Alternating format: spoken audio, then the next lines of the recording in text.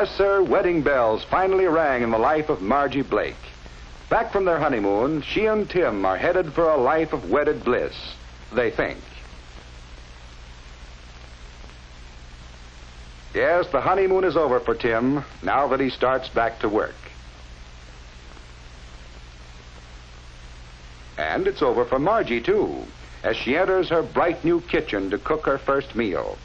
Can she prepare those favorite dishes of Tim's, just like his mother used to make?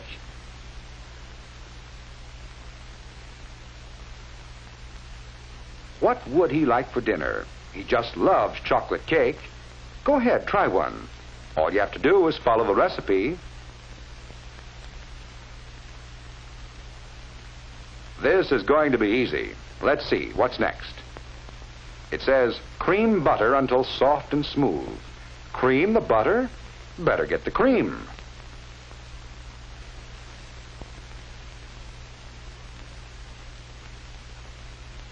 That's right, pour it in. The recipe says cream the butter, so put in lots of cream. Just look at that silky smooth texture of that batter. Will Tim be surprised?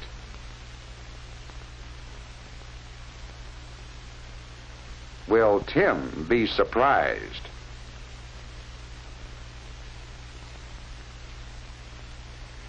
No, Margie, your cake didn't turn out so well because you misunderstood a term in your cookbook. You'll find that your cookbook contains many terms which pertain to cooking alone. It is necessary for you to know what these terms mean before you can interpret recipes properly. To cream butter merely means to work it with an instrument until it becomes soft and smooth.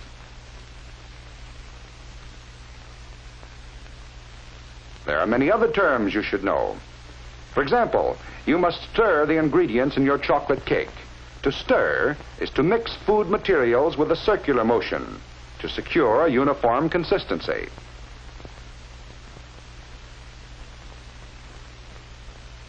Later, you may be required to beat egg whites stiff but not dry, or so that they hold the greatest amount of air without losing their elasticity. You may have to fold two substances together. The process of folding combines two motions, cutting vertically through the mixture and turning over repeatedly by sliding the instrument along the bottom of the bowl. The purpose of this motion is to prevent loss of air from the ingredients. In making a frosting for that same cake, you may boil a sugar syrup. To boil is to cook at such a temperature that bubbles rise continuously and break on the surface. Later, your frosting recipe may call upon you to perform the test for the soft ball stage. And this is performed by adding a few drops of the substance to very cold water. If the drops form soft balls that can easily be flattened with the fingers, the material is at the soft ball stage, or a temperature of 235 degrees Fahrenheit. The frosting may have to be beaten. This may be done with an electric mixer. To beat by hand is to make a mixture smooth, or to introduce air by using a brisk, regular motion that lifts the mixture over and over. The making of this cake and the frosting on it involve the terms cream, stir, fold, boil, soft ball stage, and beat. Almost all bread and roll recipes call for kneading the dough. To knead means to manipulate with a pressing motion, accompanied by folding and stretching.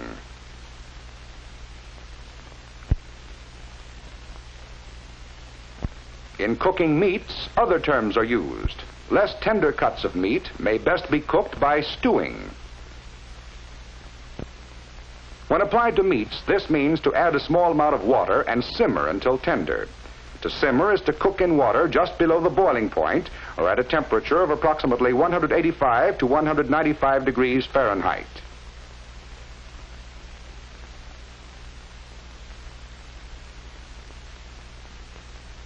Other cuts of meat might be cooked by braising. First, the meat must be dredged. To dredge simply means to coat with flour, cornmeal, or other fine substance. Your recipe will usually tell you what should be used. Next, you must brown the meat. This is done by cooking in a small amount of fat until brown. Be sure to brown the meat on both sides.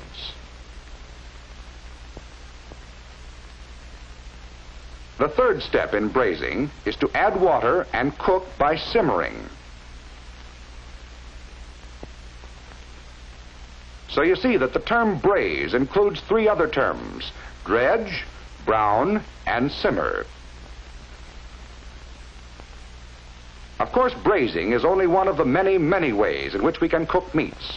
One of the most popular is roasting. The terms roast and bake mean the same thing: to cook by dry heat.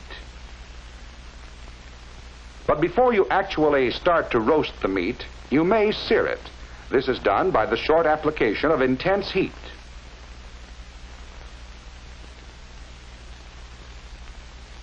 And causes the surface of the meat to turn brown in color. It is done to improve the flavor and appearance, but does cause greater loss of juice.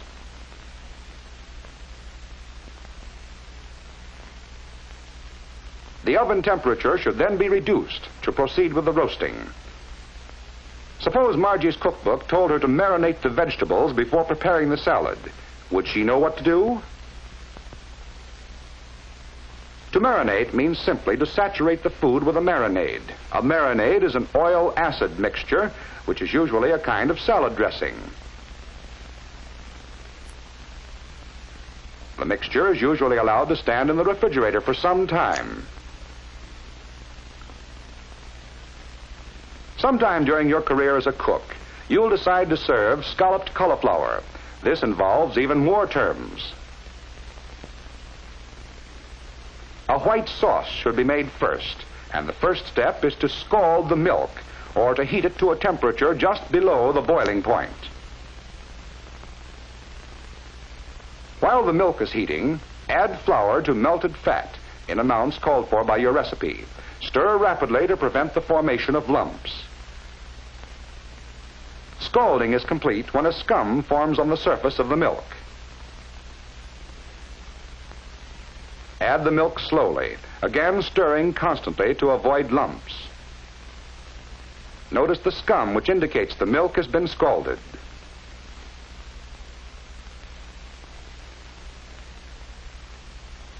Meanwhile, the cauliflower must be boiled until tender.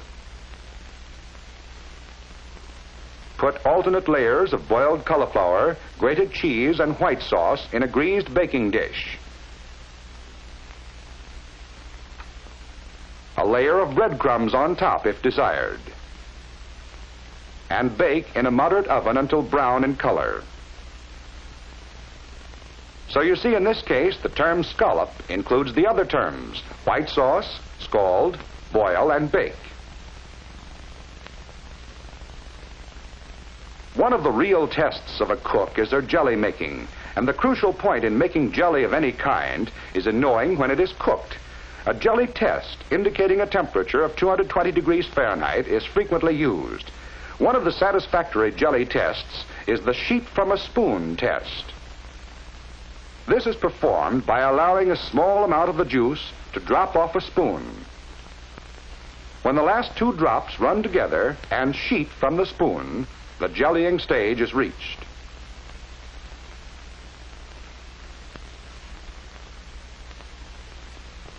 The jelly should be removed from the fire at once. These are only a few of the terms you will have to use and understand. How can you learn the others? Well, most good cookbooks have a glossary of terms in the appendix. Let's see if Margie's cookbook has one. Yes, even Margie's cookbook has a glossary. Cream. To soften a fat with a spoon or beater, you also to combine the softened fat with sugar. If she had only looked at this before she baked that cake. But wait a minute. There's still time to bake another cake before Tim comes home to lunch. It'll be right this time, and he'll never know the difference.